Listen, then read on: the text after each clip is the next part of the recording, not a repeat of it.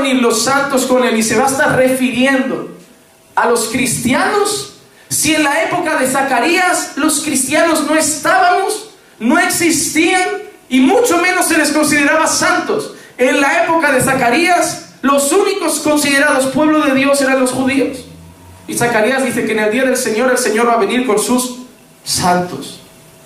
La Biblia, cuando habla de sus santos, se está refiriendo a los ángeles del Señor. ¿Qué significa la palabra santo? Cristiano, no, significa separado. Los ángeles del Señor, ¿qué están? Santificados, ¿para quién? Para Dios.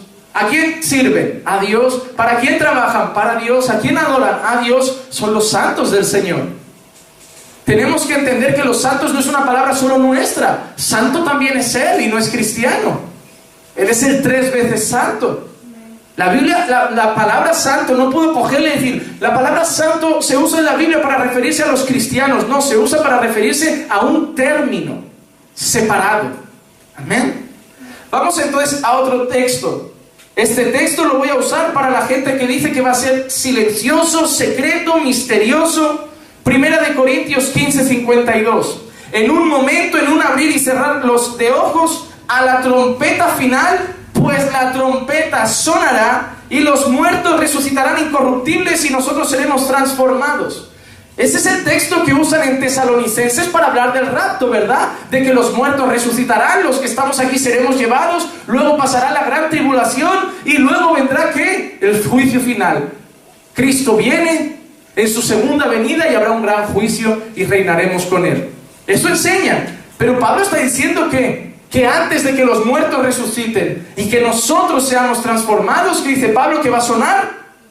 A la trompeta final. Dice, pues la trompeta sonará. Y ese versículo también me vale para aquellos que dicen que el rapto es para que la iglesia no pase la tribulación.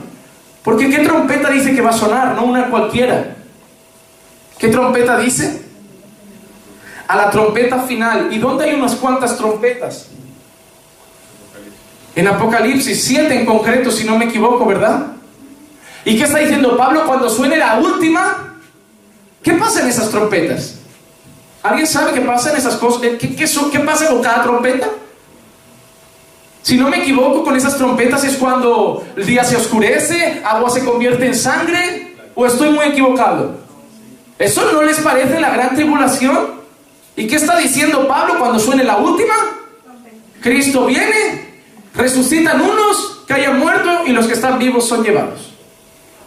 Lo que está diciendo Pablo es cuando pase la gran tribulación, ahí Cristo viene, no antes para librarnos.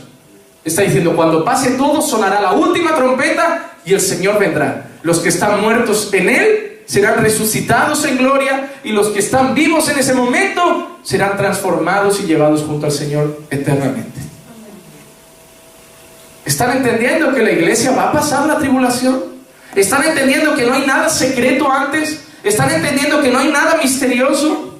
Segunda de Tesalonicenses capítulo 2 versículo del 1 al 8. Pero con respecto a la venida de nuestro Señor Jesucristo y a nuestra reunión con Él, ¿está hablando de qué? De la venida del Señor y nuestra reunión con Él. Nosotros no nos reuniremos con Él antes de la venida, como ellos dicen. Ellos dicen que primero hay un rapto donde nos reunimos con Cristo y que luego más adelante, 7 años después, habrá una segunda venida. Y Pablo está diciendo que respecto a la venida de Cristo y nuestra reunión con Él, que dice cuando sea la segunda venida es cuando nos reuniremos con el Señor. Dice, os rogamos, hermanos, que no seáis sacudidos fácilmente en vuestro modo de pensar, ni os alarméis ni por espíritu, ni por palabra, ni por carta, como si fuera de nosotros, en el sentido de que el día del Señor ha llegado. Que nadie os engañe en ninguna manera, porque no vendrá sin primero ha venido la apostasía y se ha revelado el hombre de pecado, el hijo de perdición. ¿Quién es ese hombre? ¿Quién es ese hombre? El anticristo. Él está diciendo, hablando de cuando nos reunamos con el Señor, ese día no va a venir sin que antes aparezca el anticristo. Y la iglesia está diciendo, un grupo de personas, que nadie va a ver esas cosas porque ya no estaremos aquí.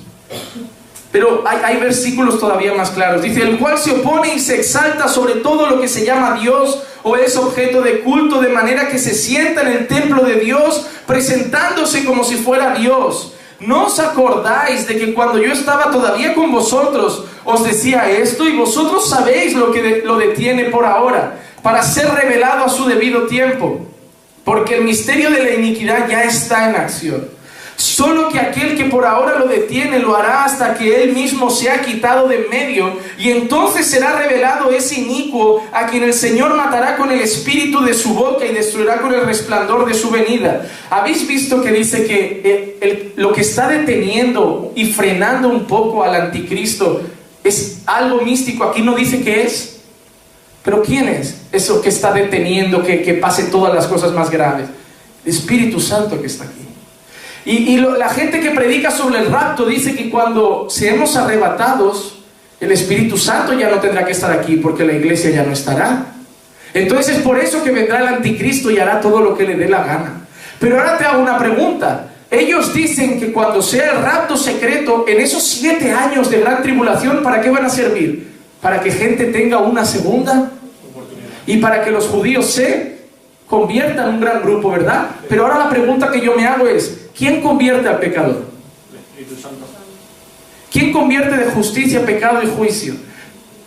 ¿Quién nos regenera? ¿Quién nos hace nacer de nuevo? ¿Quién trae fe a nosotros? ¿Quién nos da los dones, como es el don de fe? ¿Quién hace la obra en nosotros? ¿Quién nos guía en la verdad? ¿Quién nos hace libres? ¿Dónde está el Espíritu de Dios? Ahí verdaderamente hay libertad. Todo lo hace el Espíritu Santo, según la teoría de ellos. Si el Espíritu Santo no está, ¿cómo va a convertirse la gente? No hay quien los convenza, no hay quien los convierta, no hay quien les dé fe, no hay quien les convenza de pecado. Seguirán siendo gente carnal, gente mundana, que no quiere saber de Dios. Esta teoría es muy floja. Lo que yo no me explico es cómo ha calado tan hondo en mucha gente. Y el movimiento que la lleva más fuerte es el movimiento pentecostal. Y pastor, ¿usted le tiene manía a los pentecostales? Para nada, los amo. Creo que aman al Señor, pero creo que hay muchas doctrinas de ahí dentro no tienen sentido. Son muy nuevas. Te vuelves adicto a las experiencias, y es lo que le pasa a muchos creyentes hoy en esas iglesias.